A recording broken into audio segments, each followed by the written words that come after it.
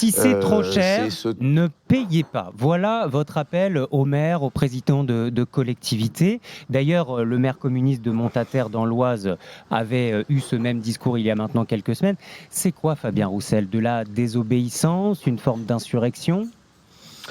Moi, je préfère appeler ça de la résistance républicaine. Nous sommes des républicains. Il ne s'agit pas de dire nous ne paierons jamais nos factures.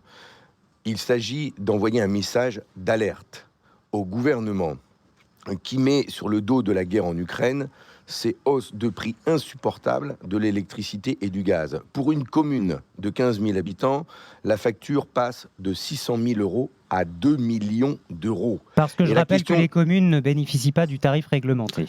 Voilà.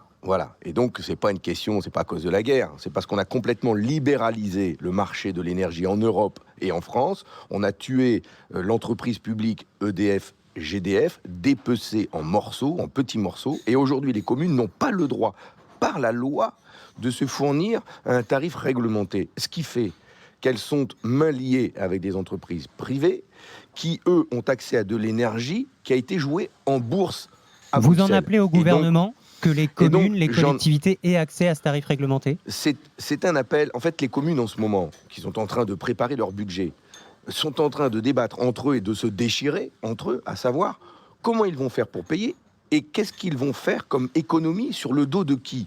Sur le dos des enfants en fermant des piscines, sur le dos de la culture en fermant des théâtres, des musées, des médiathèques. Mais ce sont des choix horribles.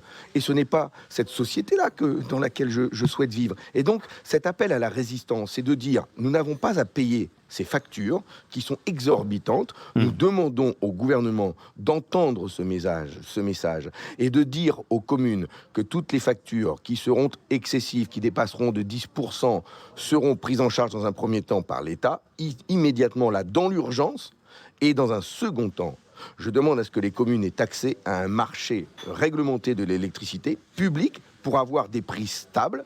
Et enfin, je demande à ce que l'État renoue avec une entreprise publique du gaz et de l'électricité qui garantit des tarifs accessibles pour tous et pas seulement pour les communes. Pas seulement pour les communes. Je regardais justement pour les particuliers la réunion des ministres européens de l'énergie pour limiter les hausses. Il y a deux pistes. Plafonner le prix du gaz importé et taxer les super profits des fournisseurs d'énergie. Mais taxer les super profits, c'est une piste. Et nous défendons ce texte de loi tous les ans à la nouvelle mandature. Nous le redéposons. J'espère qu'un jour il sera adopté. Ce sera le cas là, à l'ouverture parlementaire à l'automne, lors de l'examen du budget. Bien sûr, nous redéposerons un texte de loi pour taxer les super profits, pas seulement ceux de l'énergie, mais ceux des transports routiers. Je pense à CMA CGM qui n'a jamais gagné autant d'argent. Je pense à l'entreprise. Les porte-conteneurs, et à cause de lui, il y a des matériaux qui coûtent excessivement cher dans le bâtiment, mais je pense aussi à l'industrie du luxe, à l'industrie de l'armement, les grandes surfaces, etc. Bon, ça veut dire que vous fonctionnerez par contre-proposition, par amendement, et pas par discussion, négociation sur le budget, comme le propose Gabriel Attal?